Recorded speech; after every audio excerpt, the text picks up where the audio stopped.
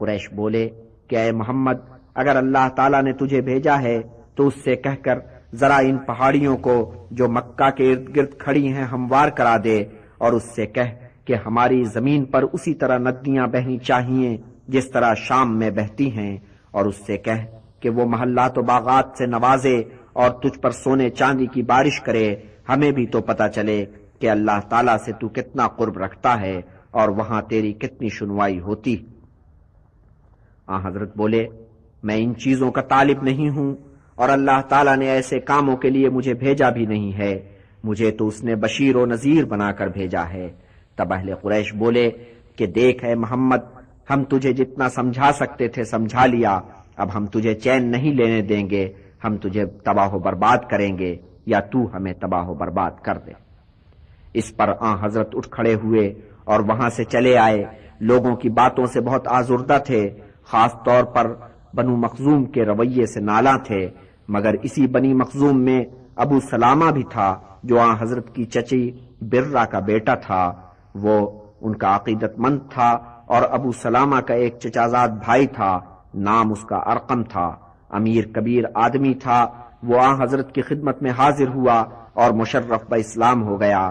کوہ صفا کے قریب اس کا ایک وسیع و عریض مکان تھا، وہ اس نے اسلام کے لیے وقف کر دیا، یوں اسلام کے ماننے والوں کو مکہ کے عین وسط میں ایک ٹھکانہ میسر آ گیا۔ اب وہ اطمینان کے ساتھ یہاں اکٹھے ہوتے تھے، سر جوڑ کر بیٹھتے تھے، تبادلہ خیال کرتے تھے، عبادت کرتے تھے۔ اکابرین قریش نے ضد پکڑی تھی کہ اگر تم واقعی پیغمبر ہو تو کوئی معجزہ دکھاؤ، کوئی فرشتہ آسمان سے اترے اور اعلان کرے کہ محمد اللہ کے پیغمبر ہیں۔ معجزے کے لیے اصرار بڑھتا جا رہا تھا اور حضرت خاموش تھے، اور وہ چاندنی رات تھی، 14ویں کا چاند آسمان پر جلوہ گر تھا، اور صحرا میں دور تک چاندنی کا کھیت بچھا ہوا تھا۔ کفار کی ایک ٹولی حضرت کے پاس پہنچی اور بولی کہ اگر تم اس چمکتے چاند کے 2 ٹکڑے کر دو تو ہم مان لیں گے کہ تم پیغمبر ہو۔ اس وقت اس ٹولی کے علاوہ بھی بہت سے قریش یہاں جمع تھے، ان میں کفار بھی تھے، اہل اسلام بھی تھے، اور ایسے بھی تھے جو اسلام کے بارے میں ایک تذبذب کے عالم میں تھے۔ اس چیلنج کو سب نے سنا اور سب کی آنکھیں آسمان کی طرف اٹھ گئیں جہاں بدر کامل پوری آب و تاب کے ساتھ چمک رہا تھا، اور اچانک انہوں نے دیکھا کہ چاند کے 2 ٹکڑے ہو گئے ہیں، ایک ٹکڑا غار حرا کی ایک سمت میں دبک رہا تھا، دوسرا ٹکڑا غار حرا کی دوسری سمت میں جھلملا رہا تھا۔ حضرت نے بآواز بلند کہا کہ اے لوگوں، گواہ رہنا کہ تم نے چاند کو 2 ٹکڑے ہوتے دیکھا ہے۔ اہل ایمان کا تو ایمان تازہ ہو گیا، مسرت کی ایک لہر اٹھی اور وہ فرط عقیدت سے جھوم اٹھے، کافروں پہ اوس پڑ گئی، انہیں قائل نہیں ہونا تھا، نہ ہوئے، بولے کہ محمد نے شوبدہ کیا ہے۔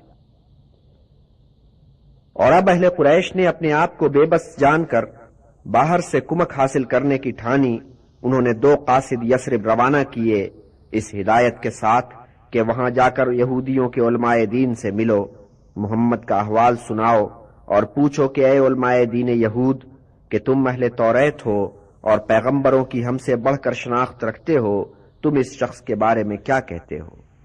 یہودی ربیوں نے ان قاصدوں سے کہا کہ تم اس شخص سے 3 سوال کرو، اگر اس نے ان سوالوں کے صحیح جواب دے دیے تو سمجھ لو کہ وہ پیغمبر ہے، نہیں تو اسے کاذب جانو۔ پہلا سوال اس شخص سے یہ پوچھو کہ عہد قدیم میں وہ نوجوان کون تھے جو اپنی بستی سے نکل گئے، اور وہ کیا داستان حیرت ہے کہ ان سے وابستہ چلی آتی ہے۔ پھر اس سے یہ پوچھو کہ وہ کون سا دشت پیما تھا کہ مشرق اور مغرب دونوں سمتوں میں روئے زمین کی انتہا تک گیا، اور پھر اس سے پوچھو کہ روح کیا چیز ہے۔ اہل قریش نے حضرت کو بلا بھیجا اور 3 سوال کر ڈالے۔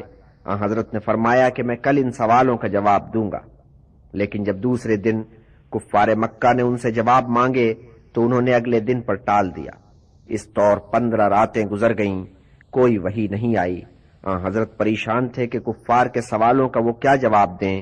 آخر وحی آئی اور پھر آپ نے ایک ایک سوال کا جواب دیا کہ اے لوگو، وہ جوان جنہیں بستی سے نکلنا پڑا اصحاب کہف تھے کہ ایک غار میں جا سوئے اور 300 برس تک سوتے رہے، اور وہ دشت پیما جس نے مشرق و مغرب دونوں سمتوں میں روئے زمین کو انتہائی حد تک کھوند ڈالا ذوالقرنین تھا، اور رہا روح کا معاملہ تو اے لوگو، روح کا علم آدمی کو نہیں دیا گیا، اس کے متعلق وہ تھوڑا بہت ہی جانتا ہے۔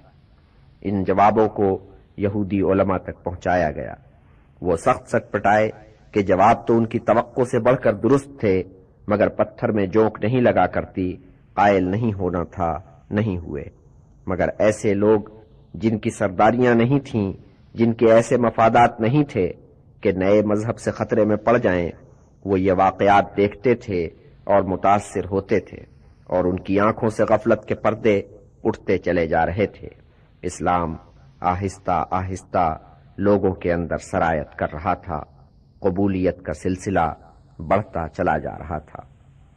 اسلام قبول کرنے والوں میں بااثر شخصیتیں کم تھیں۔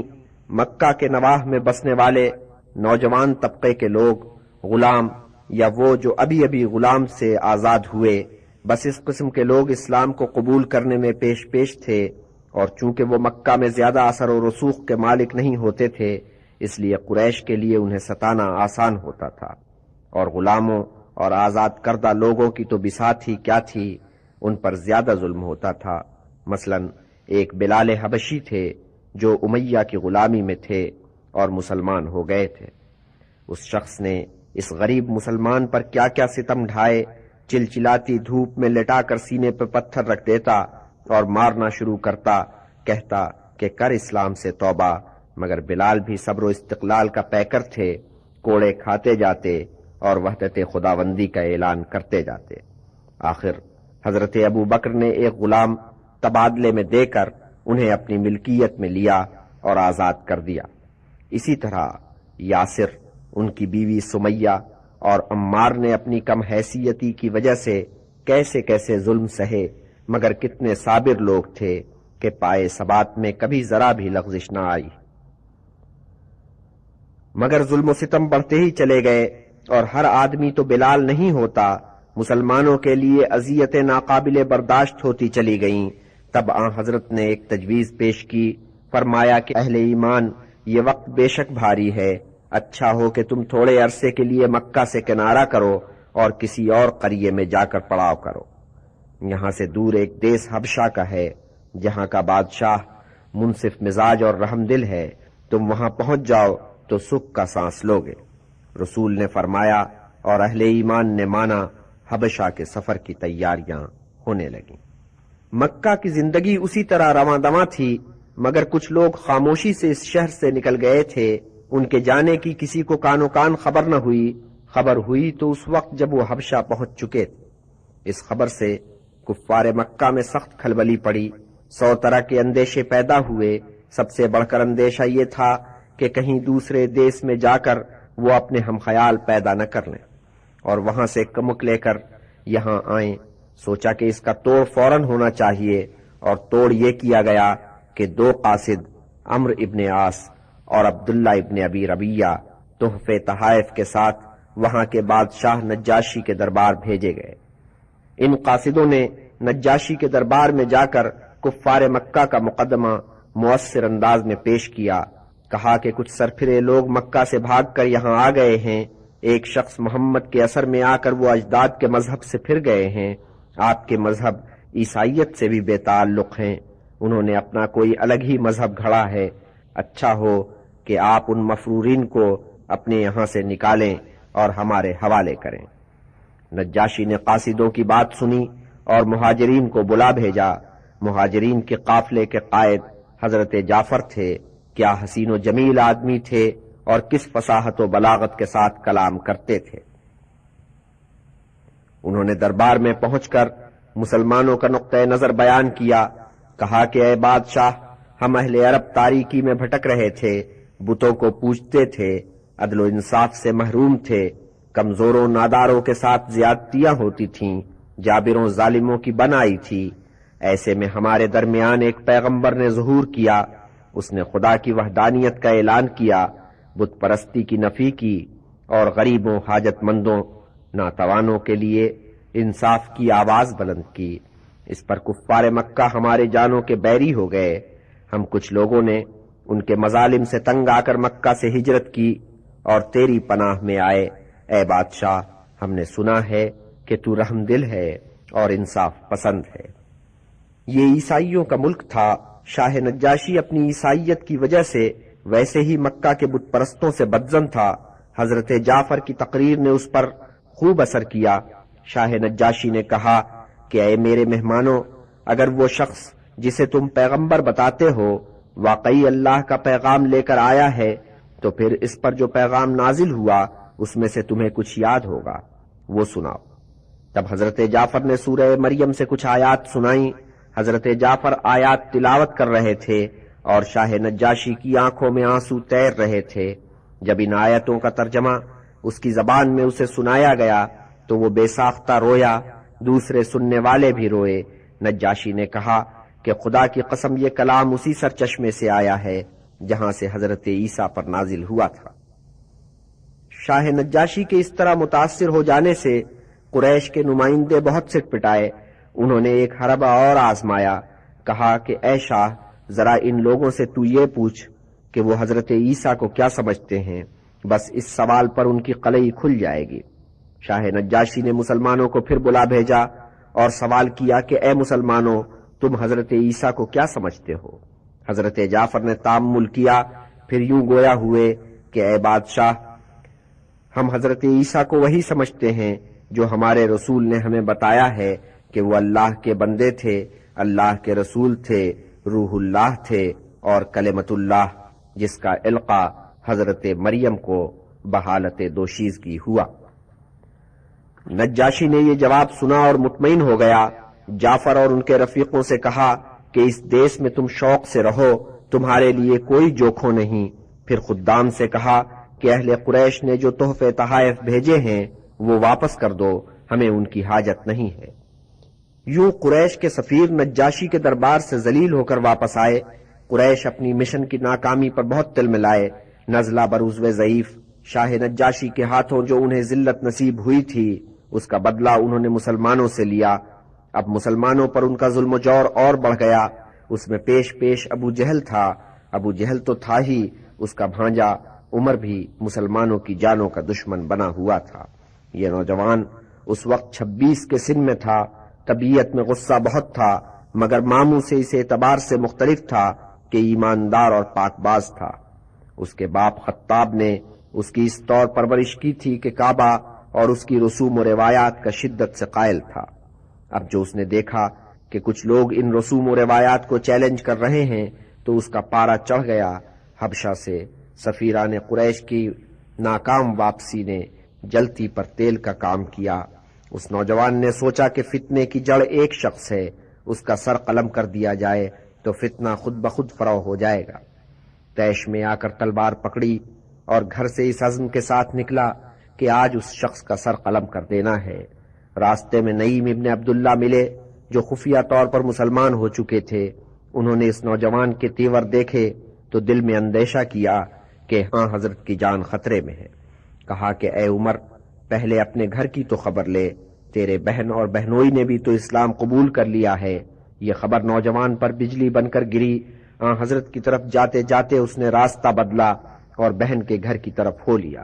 بہن فاطمہ اور بہنوئی سعید اس وقت اس آیت کی تلاوت کر رہے تھے جو تازہ تازہ نازل ہوئی تھی۔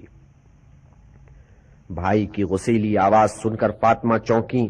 انہوں نے وہ کاغذ جس پر آیت لکھی ہوئی تھی کپڑوں میں چھپا کر رکھ دی۔ عمر نے آتے ہی پہلا سوال یہ کیا کہ یہ تم لوگ کیا پڑھ رہے تھے؟ اور جب بہن اور بہنوئی سے نوجوان کو کوئی تشفی بخش جواب نہ ملا تو اس نے غضبناک ہو کر کہا کہ میں نے سنا ہے کہ تم نے اسلام قبول کر لیا ہے، اور بہنوئی کے ساتھ دست و گریباں ہو گیا۔ بہن نے شوہر کو بھائی کی زد سے بچانے کی کوشش کی تو بھائی نے اس کے ایک مکہ رسید کیا کہ اس کی نکسیر بہہ نکلی۔ تب بھائی کا دل پسیجا، اس کے رویے میں نرمی آ گئی۔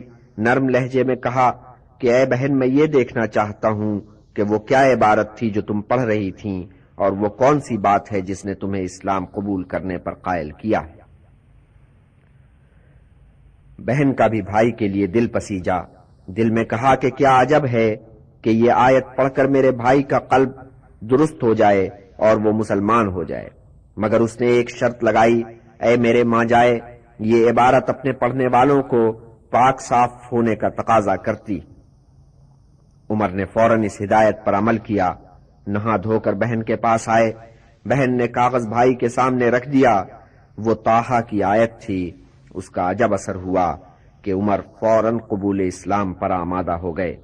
وہاں سے اٹھ کر سیدھے حضرت کی خدمت میں پہنچے اور ایمان لے آئے۔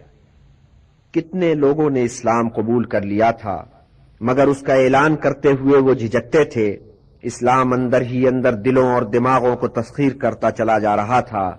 کوئی واقعہ ہوتا اور اچانک پتہ چلتا کہ فلاں شخص بھی مسلمان ہو چکا ہے، مگر حضرت عمر اپنے ایمان کو چھپا کر رکھنے والوں میں سے نہیں تھے۔ وہ ڈنکے کی چوٹ مسلمان ہوئے۔ سب سے پہلے انہوں نے روب داب والے ماموں کا دروازہ کھٹکھٹایا۔ ابو جہل نے دروازہ کھولا، بھانجے کو دیکھ کر پوچھا کہ اے میری بہن کے بیٹے، اس وقت تو کون سا پیغام لے کر میرے پاس آیا ہے؟ بھانجے نے جواب دیا، اے میری ماں کے بھائی، میں تجھے یہ بتانے آیا ہوں کہ میں خدا اور اس کے رسول محمد صلی اللہ علیہ وسلم پر ایمان لے آیا ہوں، اور وہ رسول جو پیغام لے کر آیا ہے میں اس کی صداقت کی گواہی دیتا ہوں۔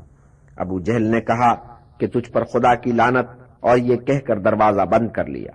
حضرت عمر نے یہ شعار اپنایا کہ بے دھڑک خانہ کعبہ میں جا کر اسلامی آداب کے مطابق عبادت کا فریضہ بجا لاتے۔ حضرت حمزہ بھی اس معاملے میں کم نہیں تھے، اسلام کا ذکر فکر علل اعلان کرتے تھے، دوسرے مسلمانوں کو بھی اس اعلان پر ابھارتے تھے۔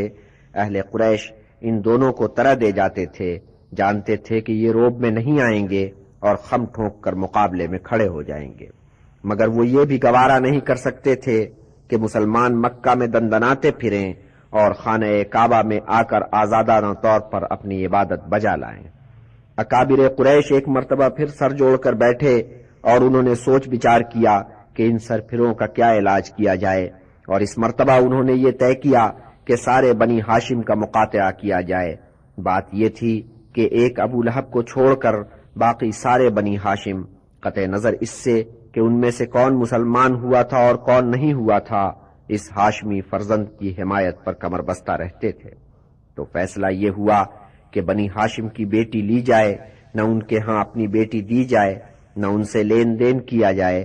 اس مضمون کا ایک تحریری معاہدہ ہوا اور اس پر قریش کے کم و بیش 40 اکابر نے اپنی مہر ثبت کی۔ بنی مطلب نے بنی ہاشم کا ساتھ چھوڑنے سے انکار کیا تو ان سے بھی قطع تعلق کر لیا گیا۔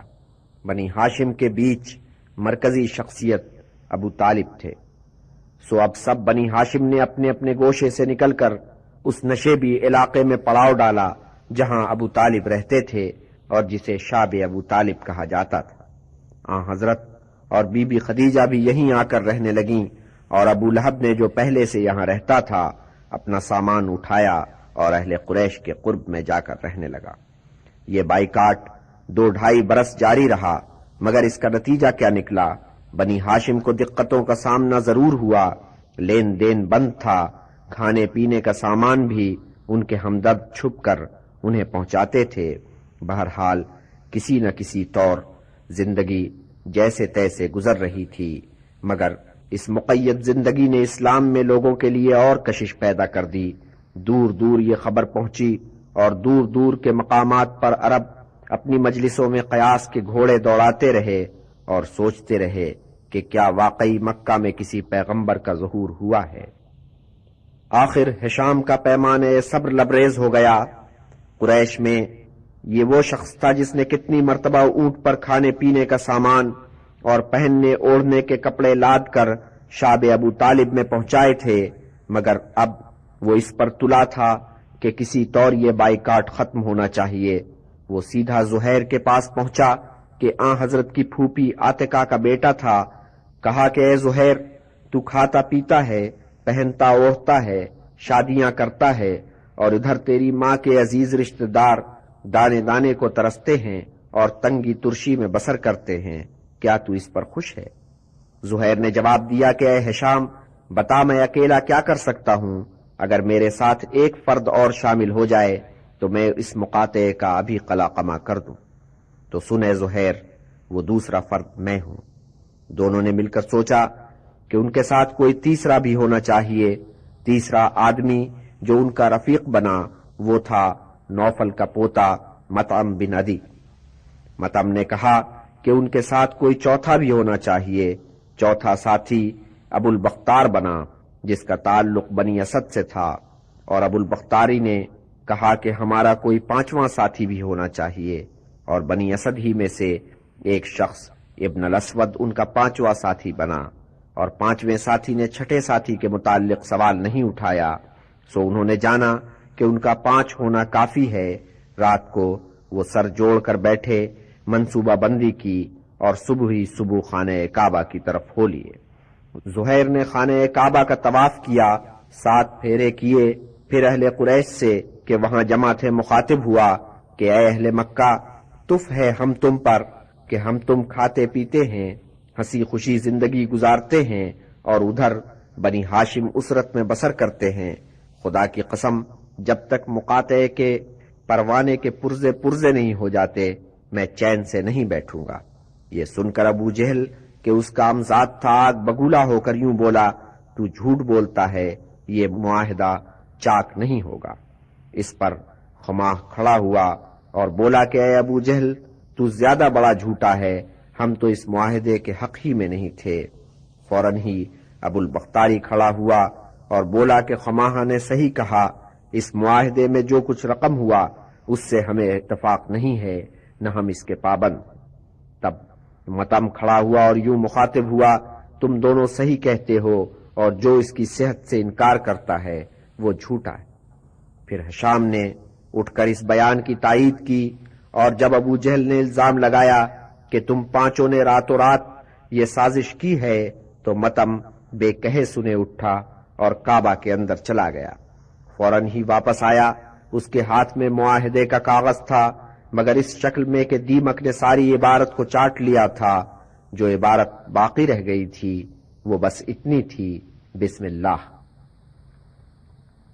قریش پہلے ہی یہ باتیں سن کر اس معاہدے کے بارے میں دو دلے ہو گئے تھے۔ اب جو انہوں نے معاہدے کے کاغذ کو دیکھا تو دیمک کی کارروائی کو معاہدے کے خلاف ایک حتمی شہادت جانا اور معاہدے سے منحرف ہو گئے۔ ابو جہل نے جب یہ دیکھا کہ یہ تو ہوا کا رخ ہی بدلا ہوا ہے تو اس نے چپ سادھ لی۔ یوں مقاطعے کا خاتمہ ہوا اور بنی ہاشم سرخرو ہوئے۔ ادھر حبشہ میں مسلمانوں تک یہ خبر پہنچی کہ مقاطعہ ختم ہو گیا ہے۔ وہاں تو سوکھے دھانوں پر پانی پڑ گیا، وطن کی یاد دلوں میں کروٹ لینے لگی، واپسی کی تیاریاں ہونے لگیں۔ حضرت جعفر اور عبداللہ ابن جہش تو اپنی جگہ جمے رہے، مگر باقیوں کے لیے اب وطن سے دور رہنا مشکل ہو گیا تھا۔ کتنوں نے یہ سوچ کر مکہ کا رخ کیا کہ اگر ان پر کوئی افتاد پڑی تو ان کے قبیلے والے انہیں بچا لیں گے، مگر ابو سلمہ اور ام سلمہ کو اپنے قبیلے والوں سے کسی خیر کی توقع نہیں تھی۔ سو ابو سلمہ نے مکہ میں داخل ہونے سے پہلے حضرت ابو طالب کو کہ اس کے ماموں تھے پیغام بھیجا کہ آپ ہمیں اپنی پناہ میں لے لیں۔ ابو طالب نے یہ درخواست منظور کر لی۔ اس پر بنی مخزوم بہت چیں بجبی ہوئے، کہا کہ اے ابو طالب، تو نے محمد کو اس بنا پر پناہ دی کہ وہ تیرے قبیلے سے ہے اور تیرا بھتیجا ہے، مگر ابو سلمہ تو ہمارے قبیلے سے ہے، اسے تو نے کیا سوچ کر پناہ دی؟ ابو طالب نے جواب دیا کہ اے بنی مخزوم، ابو سلمہ میری بہن کا بیٹا ہے، اگر میں اپنے بھائی کے بیٹے کو اپنی پناہ میں لے سکتا ہوں تو اپنی بہن کے بیٹے کو اپنی پناہ میں کیوں نہیں لے سکتا؟ اس موقع پر ابو لہب نے بھی بھائی کا ساتھ دیا، اور بنی مخزوم نے یہ سوچ کر کہ ابو لہب کی جو ان کا اتنا سرگرم رفیق ہے مخالفت نہیں مول لینی چاہیے، سو وہ بہت کچھ سوچ سمجھ کر چپ ہو گئے۔ اصل میں اب ابو لہب کچھ اور سوچ رہا تھا۔ ایسا نہیں ہے کہ مسلمانوں کی طرف سے اس کا دل موم ہو گیا تھا، وہ یہ دیکھ رہا تھا کہ ابو طالب تو اب قبر میں پاؤں لٹکائے بیٹھے ہیں، ان کے بعد سرداری اسے ملنی ہے، تو اس موقع پر بنی ہاشم سے بنا کر رکھنی چاہیے کہ وہ وقت آنے پر اس کی سرداری میں کھنڈک نہ ڈالیں۔ ابو طالب بے شک اب بہت بوڑھے ہو گئے تھے، مگر ان کی آنکھ بند ہونے سے پہلے وہ بی دنیا سے سدھار گئیں جو آن حضرت کے دکھ سکھ میں 25 برس سے شریک چلی آ رہی تھیں۔ وہ آن حضرت کی خالی زوجہ نہیں تھیں، یار و غمگسار بھی تھیں، مشیر بھی تھیں، آڑے وقت میں آپ کو سہارا دیتی تھیں، نازک معاملات میں عقل مندی کے ساتھ مشورے دیتی تھیں۔ اس وقت بی بی خدیجہ 65 کے پیٹے میں تھیں اور آن حضرت 50 کے سن میں تھے۔ یہ 619 عیسوی کا واقعہ ہے۔ مقاطعہ ابھی تھوڑے دن ہوئے ختم ہوا تھا۔ بی بی خدیجہ اللہ کو پیاری ہوئیں اور آن حضرت پہ غم کا پہاڑ ٹوٹ پڑا۔ ابھی یہ غم تازہ تھا کہ ایک اور غم کا پہاڑ سر پر آن کھڑا ہوا۔ ابو طالب مرض الموت میں گرفتار ہوئے۔ وہ ان کا آخری وقت تھا کہ اکابر قریش ان کے پاس آئے اور یوں بولے کہ اے ابو طالب، خدا تجھے شفا دے، مگر زندگی کا کیا بھروسہ اور موت کا کیا اعتبار؟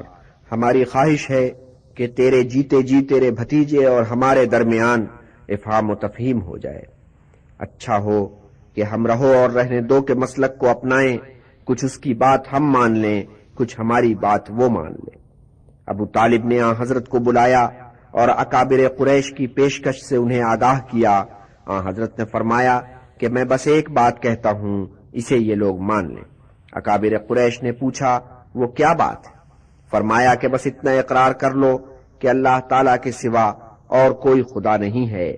بس اس ایک بات پر اکابر قریش بگڑ گئے۔ کیا توقعات باندھ کر آئے تھے، اپنا سا منہ لے کر چلے گئے۔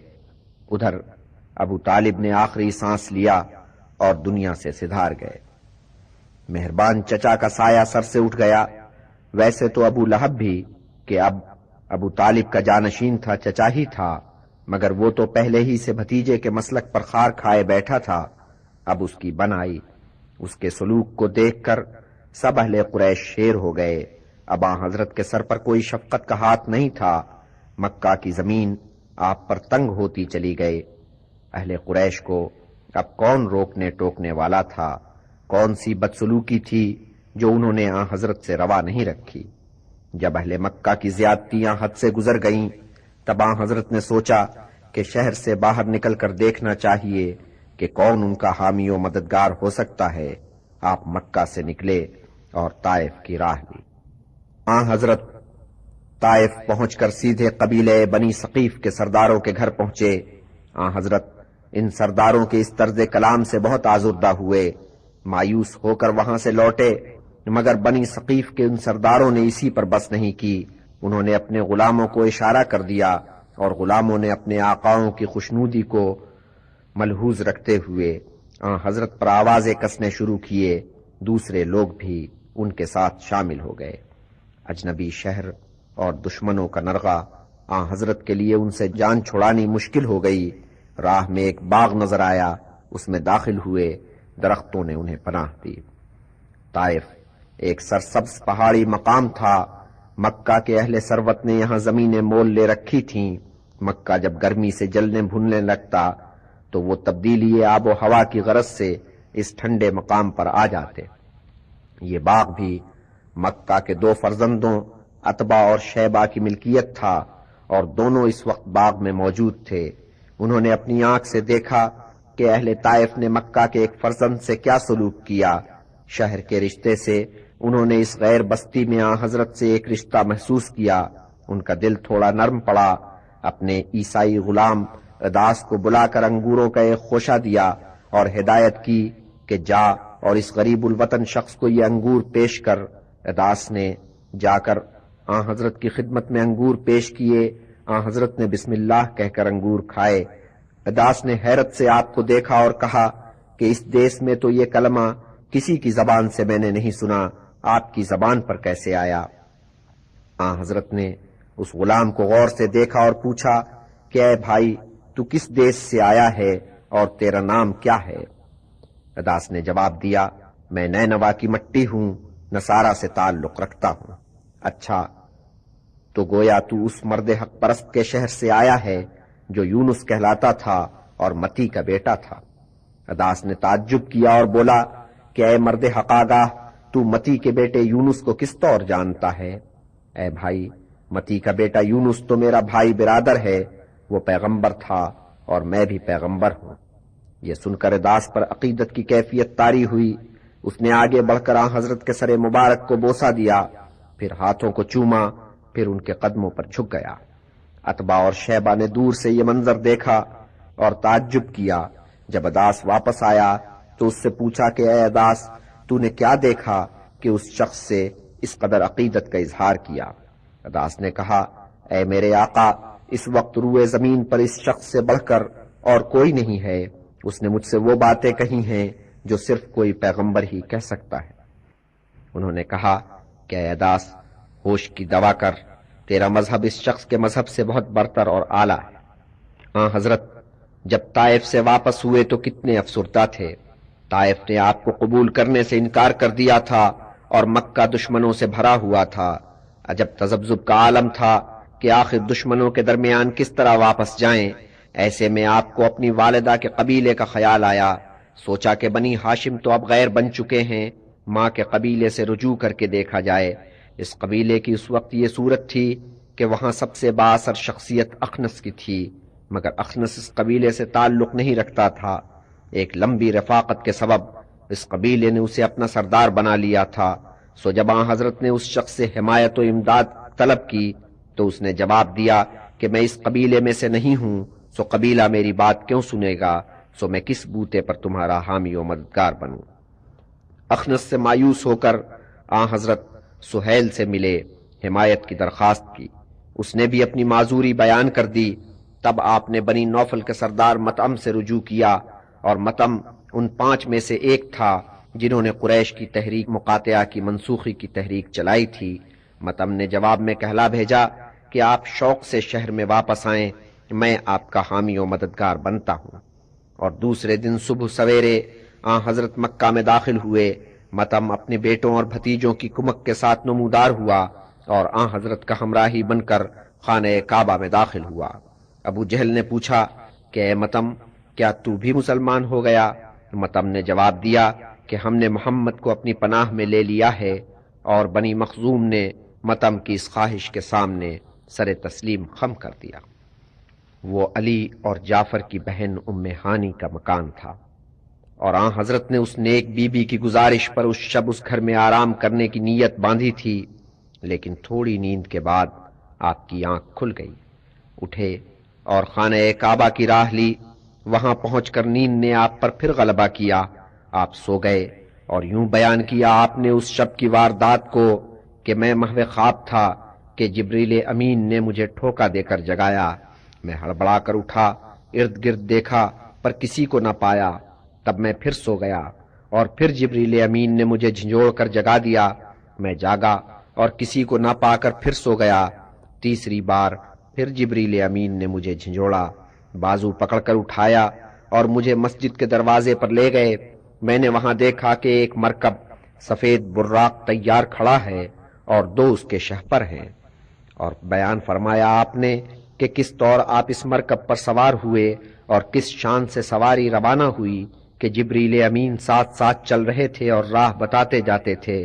سواری یثرب سے گزری، خیبر پہنچی، خیبر سے آگے نکلی اور یروشلم میں جا کر ٹھہری۔ اس مبارک مقام پر برگزیدہ پیغمبر جمع تھے، حضرت ابراہیم، حضرت موسیٰ، حضرت عیسیٰ، اور جب آپ نماز پڑھنے کے لیے کھڑے ہوئے تو سب انبیاء کرام پیچھے صف باندھ کر کھڑے ہو گئے، اور جب آپ نماز ادا کر چکے تو 2 پیالے نظر حضور کیے گئے، ایک پیالہ شراب سے چھلک رہا تھا اور دوسرا دودھ سے لبریز تھا۔ آپ نے پہلے پیالے کو چھوڑ کر دوسرے پیالے کو اٹھایا اور اس سے تھوڑا دودھ پیا۔ تب آپ پھر براق پر سوار ہوئے اور براق نے جبریل امین کی رہبری میں بلندیوں میں پرواز کی، حتیٰ کہ وہ زمان و مکان کی حدوں سے آگے نکل گیا، اور جب آپ 7 آسمانوں سے گزر رہے تھے تو آپ کو وہ انبیاء دکھائی دیے جو یروشلم میں نظر آئے تھے، مگر اب جسم کی قید سے آزاد تھے اور آسمانی مخلوق نظر آتے تھے، اور آپ حیران ہوئے کہ ان کے پیکر کس طرح منقلب ہو کر بالکل نورانی ہو گئے ہیں۔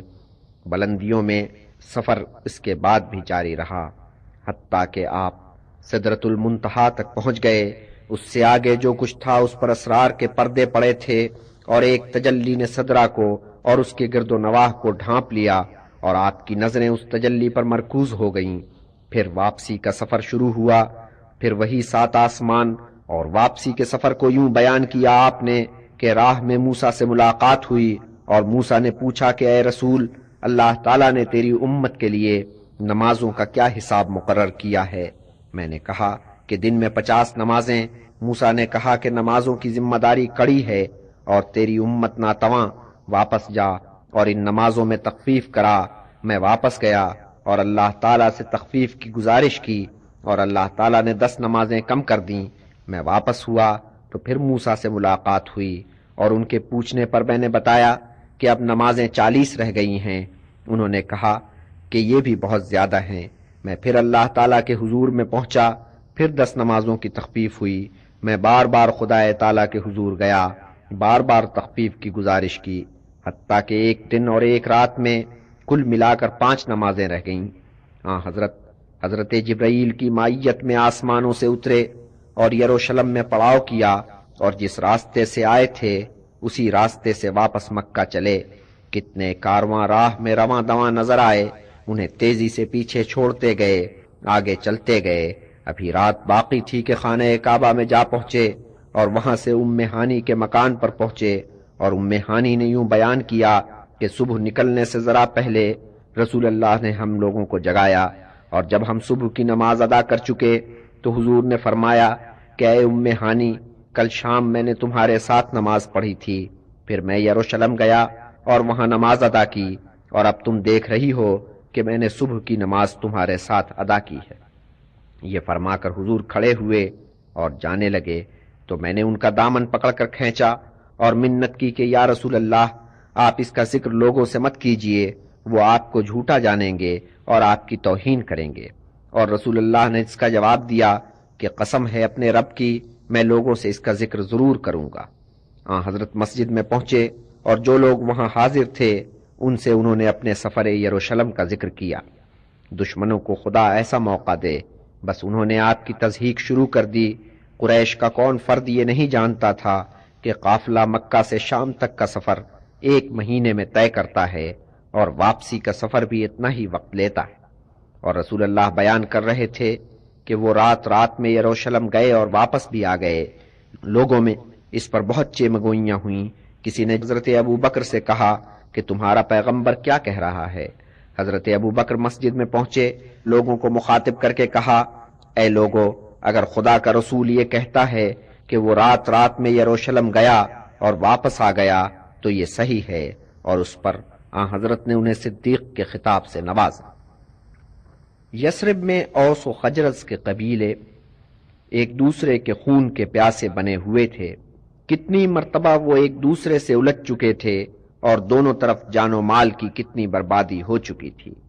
رفتہ رفتہ طرفین کو اس لڑائی کی بے مقصدیت کا احساس پیدا ہوا۔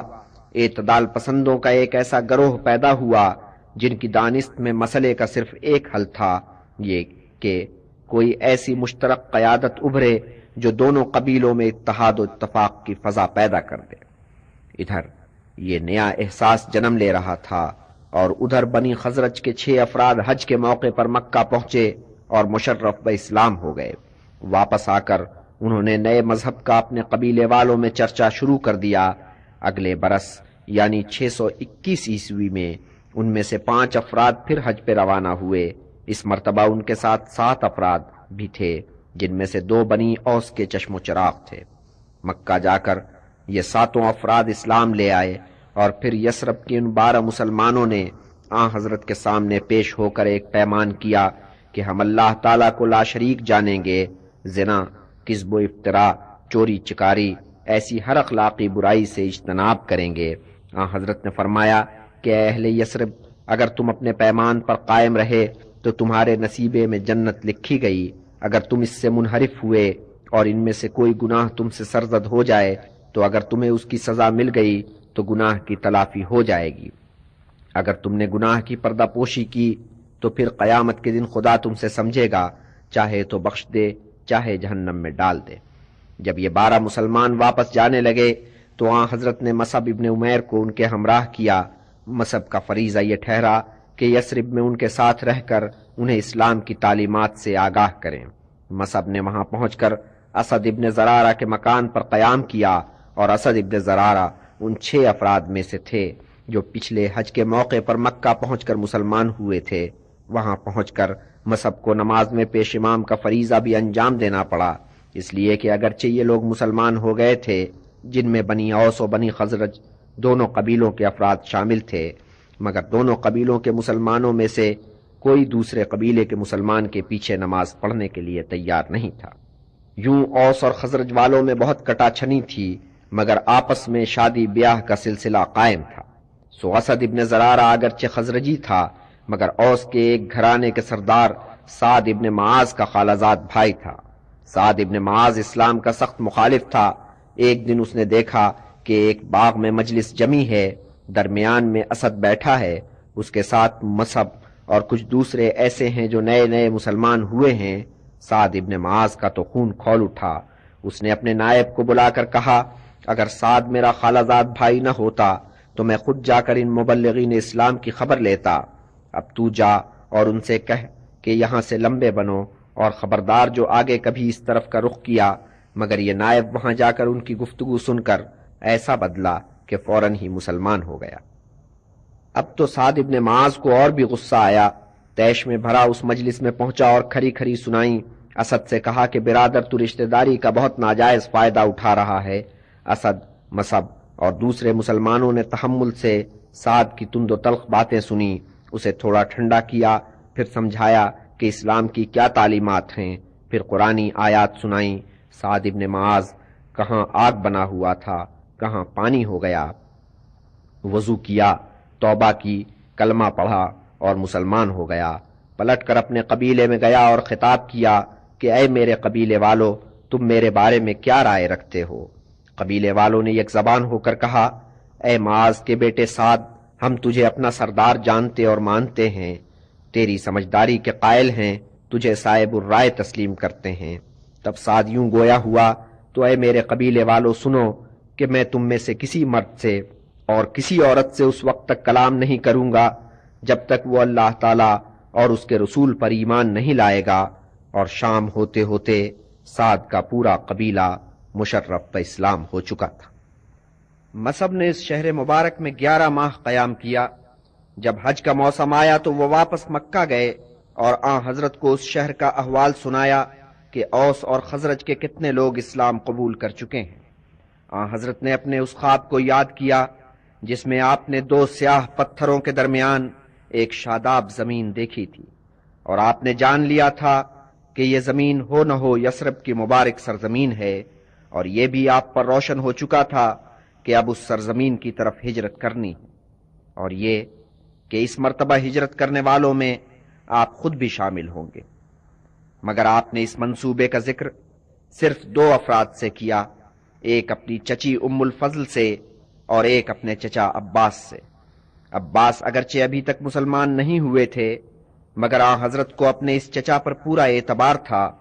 چچا عباس نے سن کر کہا کہ میرے بھتیجے، یثرب سے آنے والے نمائندوں سے جب تم بات کرنے جاؤ گے تو میں بھی تمہارے ساتھ چلوں گا، خود ان سے بات کر کے اپنا اطمینان کروں گا۔ آن حضرت نے چچا کی اس تجویز کو بصر و چشم منظور کیا۔ ادھر یثرب سے 72 مردوں اور 2 عورتوں کا گروہ اس نیت سے مکہ چلا کہ رسول اللہ کو اس دیار میں تشریف لانے کی دعوت دی جائے۔ یہ اس قافلے کے ہمراہ تھے جو حج کے لیے روانہ ہوا تھا۔ جب مکہ کے قریب پہنچے تو انہوں نے اپنے منصوبے پر عمل درآمد کی ایک ترکیب سوچی۔ وہ رات کا وقت تھا، آدھی رات ادھر آدھی رات ادھر، قافلہ بے خبر سو رہا تھا۔ یہ لوگ آہستہ سے اٹھے، دبے پاؤں قافلے کے بیچ سے نکلے اور عقبہ کے مقام پر پہنچے۔ ادھر آن حضرت کو ان کی آمد کی اطلاع مل چکی تھی۔ آپ چچا عباس کے ہمراہ یہاں پہنچے اور عباس ان سے یوں مخاطب ہوئے کہ اے بنی خزرج، تمہیں معلوم ہونا چاہیے کہ ہم نے محمد کو اپنے درمیان بہت عزت و احترام سے رکھا ہے۔ وہ اپنے قبیلے کی آنکھ کا تارا ہے، کسی کی مجال نہیں کہ اسے ٹیڑھی آنکھ سے دیکھے، مگر اب اس کے جی میں یہ سمائی ہے کہ تمہارے بیچ جا کر قیام کرے۔ سو اگر تم یہ وعدہ کرتے ہو کہ تم اپنے پیمان کو نبھاؤ گے اور محمد پر کوئی آنچ نہیں آنے دو گے تو فبہا، لیکن اگر تم سمجھتے ہو کہ یہ ذمہ داری تم پوری نہیں کر سکو گے تو اس کی بجائے کہ تم اپنے یہاں جا کر اس کا ساتھ چھوڑو، یہ بہتر ہوگا کہ یہیں ہمیں جواب دے دو۔ اہل خزرج نے یہ کلام سنا اور آن حضرت کی طرف روئے سخن کر کے یوں گویا ہوئے، اے خدا کے رسول، اب تم اپنا فیصلہ سناؤ کہ اپنی خاطر اور اللہ کی خاطر کیا تم ہمارے ساتھ تشریف لے چلنا مناسب سمجھتے ہو؟ حضرت نے قرآنی آیات تلاوت کی اور پھر یوں فرمایا کہ اے بنی خزرج، میں تمہارے ساتھ چلنے کا عہد اس شرط پہ کرتا ہوں کہ تم میری اسی طرح حفاظت کرو گے جس طرح اپنے حرم کی حفاظت کرتے ہو۔ اس پر برا کھڑے ہوئے اور بولے قسم ہے اس ذات پاک کی کہ جس نے اپنا پیغام دے کر آپ کو بھیجا ہے کہ ہم آپ کی اسی طرح حفاظت کریں گے جس طرح اپنے حرم کی حفاظت کرتے ہیں، اور اے خدا کے رسول، ہم صاحب شمشیر و سنا ہیں، تیر و تلوار ہمیں اپنے اجداد سے ورثے میں ملے ہیں۔ اسی گھڑی بنی اوس کا ایک فرد کھڑا ہوا اور بولا کہ اے خدا کے رسول، ہمارے اور اہل یہود کے درمیان روابط چلے آتے ہیں، ہم آج ان روابط کو ختم کرتے ہیں، مگر پھر یہ تو نہیں ہوگا کہ جب اللہ تعالیٰ کی نصرت سے آپ کو فتح نصیب ہو تو آپ ہمیں چھوڑ کر اپنے لوگوں کے درمیان واپس چلے جائیں۔ حضرت مسکرائے اور بولے نہیں، ایسا نہیں ہوگا، آج سے میں تمہارا ہوں اور تم میرے جان و دل ہو، جس سے تمہاری لڑائی ہوگی اس سے میری بھی لڑائی ہوگی، جس سے تمہاری صلح ہوگی اس کے ساتھ میری بھی صلح رہے گی۔ پھر حضرت نے فرمایا اپنے 12 افراد چن کر میرے سامنے لاؤ۔ اہل یثرب نے اپنے 12 نمائندے منتخب کیے، ان میں 9 افراد بنی خزرج سے تھے اور 3 بنی اوس سے۔ یہ نسبت اس باعث تھی کہ یہاں آنے والوں میں 62 مرد اور 2 عورتوں کا تعلق بنی خزرج سے تھا، جبکہ بنی اوس کے صرف 11 افراد وفد میں شامل تھے۔ جب حلف اٹھانے کی گھڑی آئی تو خزرجیوں میں سے ایک یوں بولا کہ اے رفیقو، تمہیں کچھ احساس ہے کہ تم کیا پیمان کر رہے ہو اور کس بات کا حلف اٹھا رہے ہو؟ تم سارے لوگوں کے خلاف قطع نظر اس سے کہ وہ سفید کھال والے ہیں یا کالی کھال والے جہاد کا حلف اٹھا رہے ہو۔ کہیں یہ نہ ہو کہ جب تمہارے مال کا نقصان ہو اور تمہارے اکابر لڑائی میں مارے جائیں تو تم خدا کے رسول کا ساتھ چھوڑ جاؤ۔ اگر ایسا ہوا تو دنیا اور عاقبت دونوں جگہ تمہارے لیے رسوائی ہے، سو اس صورت میں اچھا ہو کہ تم اسی وقت حضور کا ساتھ چھوڑ دو۔ انہوں نے جواب میں کہا کہ بے شک ہماری جائیداد و اموال لٹ جائیں، ہمارے اکابر مارے جائیں، ہم رسول خدا کا ساتھ دیں گے۔ پھر حضرت سے مخاطب ہوئے اے خدا کے رسول، ہمیں اس کے بدلے میں کیا ملے گا؟ حضرت نے فرمایا جنت۔ تب انہوں نے کہا کہ اے خدا کے رسول، اپنا ہاتھ بڑھائیے۔ حضرت نے اپنا دست مبارک ان کی طرف بڑھا دیا، انہوں نے ہاتھوں میں ہاتھ لے کر ساتھ دینے کا عہد کیا۔ مکہ کی زمین اہل ایمان پر تنگ ہوتی جا رہی تھی، ادھر یثرب نے اپنی آغوش کشادہ کر رکھی تھی۔ حضرت نے مسلمانوں کو ہدایت کر رکھی تھی کہ اس شہر سے نکلو اور یثرب میں جا کر قیام کرو۔ مسلمان ایک ایک کر کے مکہ سے نکل رہے تھے اور مدینہ کی طرف رواں دواں تھے۔ کوئی ایک مسلمان رات کی تاریکی میں بیوی بچوں کو ہمراہ لے کر چھپتا چھپاتا شہر سے نکلتا اور مدینہ کی راہ پر پڑ لیتا۔ کتنے مسلمان گھرانے شہر سے نکل گئے تھے، کتنے نکل جانے کے لیے تیار بیٹھے تھے۔ مکہ مسلمانوں سے خالی ہوتا جا رہا تھا۔ اہل قریش کا ماتھا ٹھنکا، وسوسے میں پڑ گئے کہ آخر یہ لوگ یثرب کی طرف کیوں رواں دواں ہیں؟ کیا وہاں جا کر کوئی نیا گل کھلائیں گے اور ہمارے لیے کوئی نئی مصیبت کھڑی کریں گے؟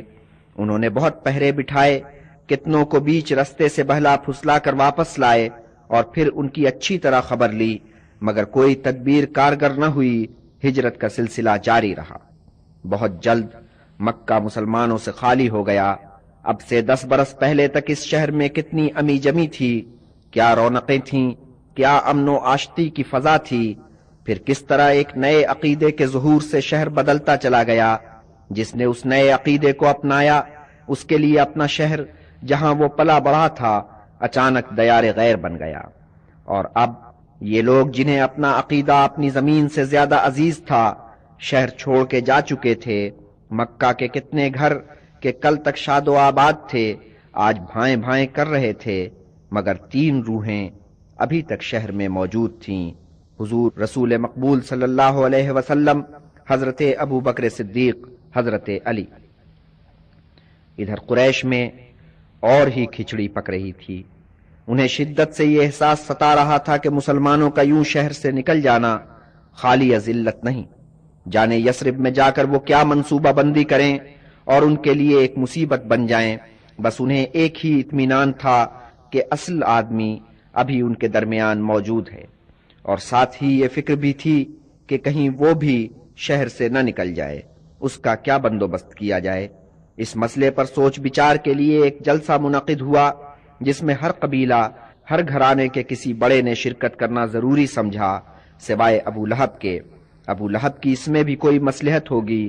اس جلسے میں اس مسئلے پر بڑی بحث ہوئی کہ محمد کا کیا علاج کیا جائے اور کیا ترکیب کی جائے کہ وہ شہر سے باہر نہ نکل سکیں۔ کتنی تجویزیں پیش ہوئیں اور رد ہو گئیں۔ آخر ابو جہل نے ایک تجویز پیش کی۔ پورا جلسہ اشش کر اٹھا کہ مسئلے کا کیسا قاطع حل پیش کیا۔ تجویز یہ تھی کہ ہر قبیلہ اپنے ایک مرد دلیر کو نامزد کرے۔ یہ سب مردان دلیر وقت مقررہ پر ایک ساتھ محمد پر ٹوٹ پڑے۔ ہر مرد دلیر ایک وار ضرور کرے، اور چونکہ اس خون میں قریش کے سبھی قبیلوں کے ہاتھ رنگے ہوئے ہوں گے، اس لیے بنی ہاشم کو خاموش ہونے کے سوا کوئی چارہ نظر نہیں آئے گا۔ آخر وہ کس کس قبیلے سے لڑیں گے؟ خون بہا لے کر چپ ہو جائیں گے۔ یہ تجویز اتفاق رائے سے منظور ہوئی۔ ادھر جبریل امین آئے اور آن حضرت کو مشورہ دیا کہ اب آپ یہاں سے ہجرت کر جائیں۔ آن حضرت فوراً اٹھے اور حضرت ابو بکر کی گھر کی طرف چلے۔ وہ تپتی دوپہر تھی۔ حضرت ابو بکر نے دیکھا کہ آن حضرت چلے آ رہے ہیں۔ اس وقت تو آپ کبھی آیا نہیں کرتے تھے، ضرور کوئی اہم مسئلہ درپیش۔ اے ابو بکر، خدا تعالیٰ کی طرف سے مجھے ہدایت ہوئی ہے کہ میں اس شہر سے ہجرت کر جاؤں، اور اس ہجرت میں مجھے حضور کی رفاقت حاصل ہوگی۔ ہاں اے ابو بکر، تو میرے ہمراہ ہوگا۔ حضرت ابو بکر نے اسے اپنے لیے مجدہ جانا، اور ان کی آنکھوں میں خوشی کے آنسو تیرنے لگے۔ حضرت ابو بکر کے گھر سے الٹے پیروں واپس آئے۔ حضرت علی کو بلایا، ارشاد فرمایا کہ اے علی، میں یثرب کو جاتا ہوں، مگر تم فی الحال مکہ ہی میں رہو گے، اور جو مال و اسباب لوگوں نے میرے پاس امانت رکھا ہے وہ انہیں واپس پہنچاؤ گے۔ حضرت الامین کہلاتے تھے۔ بے شک اہل مکہ آپ کے مخالف تھے، مگر آپ کی دیانت داری اور امانت داری پر ابھی تک یقین رکھتے تھے، اور اپنی قیمتی اشیاء آپ کے پاس امانت رکھ جاتے تھے۔ اسی کے ساتھ حضرت نے حضرت علی کو اہل قریش کی سازش سے بھی مطلع کیا کہ اس وقت سازش کا علم آپ کو حضرت جبرائیل کی معرفت ہوا تھا۔ جو سورما حضرت کو قتل کرنے پر مامور ہوئے، انہوں نے مل کر یہ طے کیا کہ رات پڑنے پر ہم محمد کے گھر کے دروازے پر اکٹھے ہوں گے۔ رات آئی اور قتل پہ مامور سورما ایک ایک کر کے آتے گئے۔ دروازے پر کھڑے کھڑے انہوں نے کچھ عورتوں کی آوازیں سنی جو اندر سے آ رہی تھیں، سودا اور ام کلثوم کی آوازیں، فاطمہ اور ام ایمن کی آوازیں۔ اب تو یہ سورما ششو پنج میں پڑ گئے۔ ایک بولا کہ اے رفیقو، اگر ہم دیوار پھاند کر گھر میں پہنچے تو ہم تو عربوں کی برادری میں رسوا ہو جائیں گے۔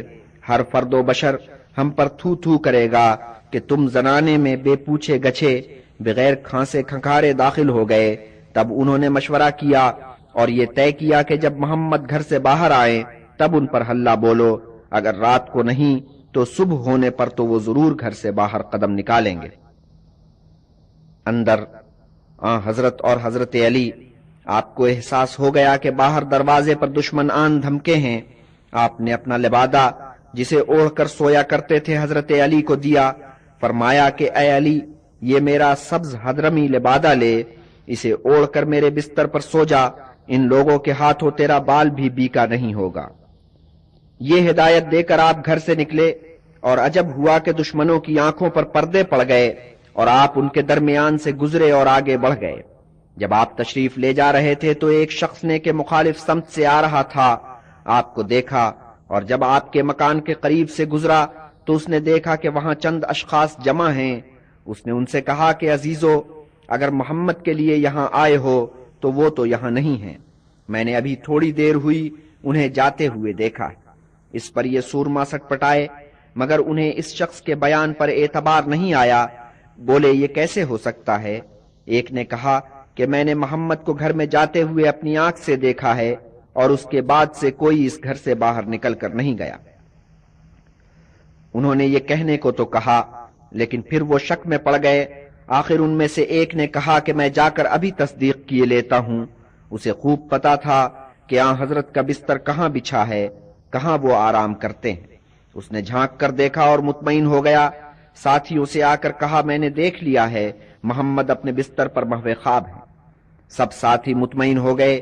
کتنے اطمینان کے ساتھ انہوں نے صبح ہونے کا انتظار کیا، اور جب صبح ہوئی تو دروازہ کھلا اور انہوں نے دیکھا کہ اندر سے علی برآمد ہوئے ہیں اور وہی لبادہ اوڑھے ہوئے ہیں جسے اوڑھ کر آن حضرت آرام کیا کرتے تھے۔ ان کے تو ہاتھوں کے طوطے اڑ گئے۔ ہر سورما دوڑا ہوا اپنے قبیلے کے سردار کے پاس گیا اور خبردار کیا کہ ہمارا ہدف ہمارے ہاتھ سے نکل گیا ہے۔ اصل میں آن حضرت اپنے گھر سے نکل کر حضرت ابو بکر کی طرف گئے تھے۔ اس گھر پہ پہنچ کر حضرت ابو بکر کو ساتھ لے پچھلے دروازے سے شتابی سے نکلے اور اونٹوں پر جو آپ دونوں کے لیے تیار کھڑے تھے سوار ہوئے۔ ابو بکر کے ہمراہ ان کے صاحبزادے عبداللہ بھی تھے جو ان کے پیچھے اونٹ پر بیٹھے، مگر یہ مسافر یثرب کے راستے پر نہیں جا رہے تھے۔ انہوں نے جنوب کی طرف رخ کیا اور اس راہ پر پڑ لیے جو یمن کی طرف جاتی تھی۔ اس وقت ان کی منزل مقصود غار ثور تھا۔ وہ خوب جانتے تھے کہ جلد ہی قریش پر ان کی ہجرت کا راز کھل جائے گا اور وہ ان کی تلاش میں نکل پڑیں گے، اور وہ ادبدا کر انہیں یثرب جانے والی راہ پر تلاش کریں گے۔ جب یہ دونوں مسافر مکہ سے باہر آ گئے تو آن حضرت نے مڑ کر مکہ پر ایک نظر ڈالی اور فرمایا، اے شہر، اللہ تعالیٰ کی وسیع و عریض زمین پر تو مجھے سب سے زیادہ عزیز ہے، اور خود اللہ تعالیٰ کو بھی سب مقاموں سے بڑھ کر عزیز ہے، اور اگر لوگ مجھے نکلنے پر مجبور نہ کرتے تو میں تجھے کبھی داغ مفارقت نہ دیتا۔ آپ نے یہ فرمایا اور غار ثور کی طرف روانہ ہو گئے۔ عمیر ابن فہر اپنی بھیڑوں کے گلے کو لے کر پیچھے پیچھے چلے۔ عمیر کو حضرت ابو بکر نے خرید کر غلامی سے آزاد کر دیا تھا۔ اب انہوں نے گدڑیے کا پیشہ اپنایا ہوا تھا، اور گلے کو لے کر پیچھے پیچھے چلنے میں مصلحت یہ تھی کہ اونٹوں کے قدموں کے نشان بھیڑوں کی چلت پھرت میں گم ہو جائیں۔ غار ثور میں پہنچ کر حضرت ابو بکر نے بیٹے کو رخصت کر دیا، اس ہدایت کے ساتھ کہ مکہ میں جا کر سن گن لو کہ آن حضرت کے غائب ہو جانے پر قریش کیا چیمگوئیاں کرتے ہیں اور کیا منصوبے باندھتے ہیں، اور رات کو آ کر ہمیں بتاؤ۔ دونوں اونٹ ان کے ساتھ کر دیے۔ عمیر کو ہدایت دی کہ دن بھر دوسرے گدڑیوں کے ساتھ مل کر معمول کے مطابق بھیڑے چراؤ، رات کو اپنے گلے کے ہمراہ عبداللہ کے پیچھے پیچھے آؤ۔ اگلی رات کو عبداللہ آئے، ان کے ساتھ ان کی بہن اسما بھی آئیں، کھانے پینے کا سامان ساتھ لائیں۔ عبداللہ یہ خبر لے کر آئے تھے کہ اہل قریش نے ڈونڈی پٹوا دی ہے کہ جو شخص محمد کو ڈھونڈ کر لائے گا اسے 100 اونٹ انعام میں دیے جائیں گے، اور شہسوار اس تلاش میں یثرب جانے والی راہ پر سر پر دوڑے جا رہے ہیں۔ قریش کا عام خیال تو یہی تھا کہ آن حضرت یثرب کی طرف روانہ ہوئے ہیں، مگر کچھ قیافہ شناسوں کا خیال یہ تھا کہ وہ یہیں کہیں مکہ کے ارد گرد پھیلی ہوئی پہاڑیوں میں سے کسی پہاڑی پر غار میں چھپے بیٹھے۔ سو ڈھونڈنے والوں نے سوچا کہ کیا مذائقہ ہے کہ انہی پہاڑیوں میں انہیں ڈھونڈا جائے۔ غار ثور کے ارد گرد کتنا سناٹا تھا، آدمی تو کیا کوئی چڑیا کا بچہ بھی دکھائی نہیں دیتا تھا، نہ آہٹ نہ آواز، مگر تیسرے دن خاموشی کا طلسم ٹوٹا، اور کتنے عجیب طریقے سے ٹوٹا۔ غار کے دہانے کے پاس پروں کی پھڑپھڑاہٹ سنائی دی اور کوہو کی آوازیں، کوئی فاختہ بول رہی تھی۔ خاموشی کا طلسم کتنے شیریں انداز میں ٹوٹا تھا، مگر دوسرے ہی لمحے قدموں کی آہٹ سنائی دی اور کچھ انسانی آوازیں۔ حضرت ابو بکر کے کان کھڑے ہوئے، کیا تلاش کرنے والے ادھر آ نکلے ہیں؟ صحیح قیاس کیا، حضرت کو تلاش کرنے والوں کی ایک ٹولی اس طرف آ نکلی تھی اور غار ثور کے دہانے پر آن پہنچی تھی۔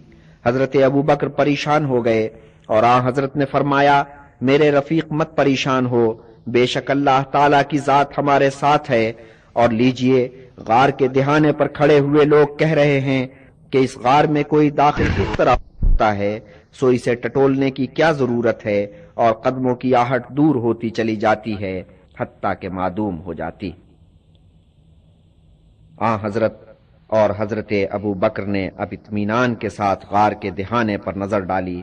وہاں کیا دیکھا کہ ایک قد آدم درخت اس طرح کھڑا ہے کہ اس کی شاخوں سے غار کا منہ ڈھک گیا ہے، جو گوشہ ڈھکنے سے رہ گیا ہے اس پر کسی مکڑی نے جالا تانا ہوا ہے، اور غار کے کنارے جہاں قدم ٹکا کر آدمی نیچے اتر سکتا ہے وہاں ایک فاختہ نے گھونسلہ بنا رکھا ہے، اور وہاں کس اطمینان کے ساتھ بیٹھی انڈے سے رہی ہے۔ مگر صبح تک یہاں نہ یہ درخت تھا، نہ مکڑی کا جالا، نہ فاختہ کا گھونسلہ، تو ڈھونڈنے والوں نے یہ نقشہ دیکھ کر گمان کیا تھا کہ غار کے اندر کوئی نہیں اترا ہے۔